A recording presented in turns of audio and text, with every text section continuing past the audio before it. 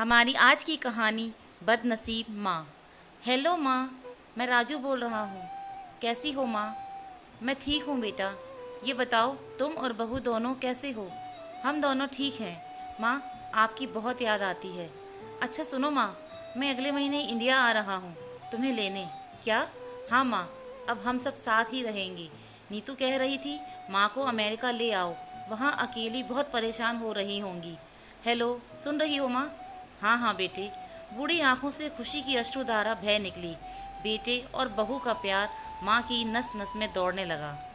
जीवन के 70 साल गुजार चुकी सावित्री ने जल्दी से अपने पल्लू से आंसू पोंछे और बेटे से बात करने लगी। पूरे 2 साल बाद बेटा घर आ रहा था। बूढ़ी सावित्री ने मोहल्ले भर में दौड़ दौड़ कर ये खबर सबको सुना दी। सभी खुश थे कि चलो बुढ़ापा चैन से बेटे और बहू के साथ गुजर जाएगा। राजू अकेला आया था। उसने कहा कि माँ, हमें जल्दी ही वापस जाना है, इसलिए जो भी रुपया पैसा किसी से लेना है वो तुम लेकर रख लो, और तब तक मैं किसी प्रॉपर्टी डीलर से मकान की बात करता हूँ। मकान? माँ ने पूछा। हाँ माँ, अब ये मकान तो बेचना पड़ेगा, वरना कौन इसकी देखभाल करेगा? हम सब तो अब अमेरिका में ही रहेंगे। बूढ़ी आंखों ने मकान के कोने कोने को ऐसे निहारा जैसे किसी अबोध बच्चे को सहला रही हो। आनन फानन और औने पौने दाम में राजू ने मकान बेच दिया। सावित्री देवी ने भी ज़रूरी सामान समेटा, जिससे उनको बहुत ज़्यादा लगाव था। राजू टैक्सी मंगवा चुका था। एयरपोर्ट पहुंचकर राजू ने कहा, माँ, तुम यहाँ बैठो, मैं बस अंदर जाकर सामान की जांच और बोर्डिंग और वीज़ा का काम निपटा लेता हूँ। ठीक है बेटे। सावित्री देवी वहीं पास की बेंच पर बैठ गई। काफ़ी समय बीत चुका था। बाहर बैठी सावित्री देवी बार बार उस दरवाजे की तरफ देख रही थी जिसमें राजू गया था, लेकिन अभी तक बाहर नहीं आया। शायद अंदर बहुत भीड़ होगी, सोचकर बूढ़ी आंखें फिर से टकटकी लगाए देखने लगती हैं। अंधेरा हो चुका था। एयरपोर्ट के बाहर गहमागहमी कम हो चुकी थी। माँ जी, किससे मिलना है?